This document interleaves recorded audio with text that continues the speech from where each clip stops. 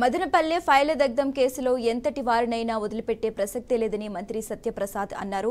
తప్పు చేసి తప్పించుకుని తిరగటం సాధ్యం కాదన్నారు. రాష్ట్ర వ్యాప్తంగా పెద్దిరెడ్డి బాధితులు ఉన్నారని అన్నారు. పెద్దిరెడ్డి అనుచరుల ఇళ్లలో భూములకు సంబంధించిన వందలాది ఫైళ్లు దొరికాయని మంత్రి చెప్పారు. పెద్దిరెడ్డి కుటుంబం వందలాది ఎకరాల భూ కబ్జాలకు పాల్పడిందని, ఇందుకు సంబంధించిన ఆధారాలు ఉన్నాయని మంత్రి సత్యప్రసాద్ తెలిపారు. వైసీపీ హయాంలో జరిగిన అవినీతి కుంభకోణాలను బయటపెడతామని అన్నారు.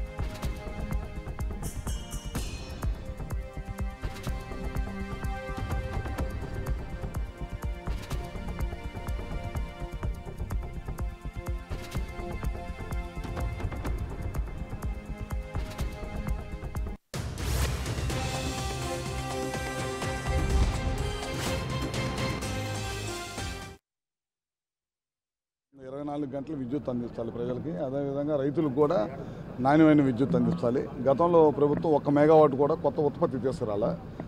ప్రతి సంవత్సరం అయితే 6 నుంచి 7% వాడకం అయితే పెరుగుతుంది. దానివల్ల ఉత్పత్తి తీసుకురాకపోవడం వల్ల కొత్త ఉత్పత్తి మొత్తం కూడా కరెంటు బిల్లు ఛార్జీలు పెరగాల్సి వచ్చింది. అందుకని ఆ దశగా ప్రయాణం చేస్తాం. తప్పకుండా రాబోయే రోజుల్లో మంచి విద్యుత్ అందించడమే కాకుండా కొత్తగా విద్యుత్ ప్లాంట్లు కానీ, ఈ రాష్ట్రానికి సోలార్ విద్యుత్ కానీ, అదేవిధంగా రైతులకి కుసుమ ద్వారా సెంట్రల్ గవర్నమెంట్ గతంలో ఇస్తే అది వైసీపీ గవర్నమెంట్ అందిపుచ్చుకోలేకపోయింది. దాని మీద అధ్యయనం చేస్తున్నాం. తొందరలోనే దాన్ని కూడా ప్రకటించి రైతులకు నాణ్యమైన విద్యుత్ అందిస్తాం. సార్, దువ్వాడ శ్రీనివాస్ విషయంలో ప్రభుత్వం కక్షపూరితంగా వ్యవహరిస్తుంది. వ్యక్తిగత విషయాలు అంటే కుటుంబానికి సంబంధించి రోడ్డుపై వెళ్ళడం ఇవన్నీ ఎంత కరెక్ట్? ఇవన్నీ మా ప్రభుత్వానికి సంబంధం లేదు. అది వాళ్ళ కుటుంబాల విషయాలు.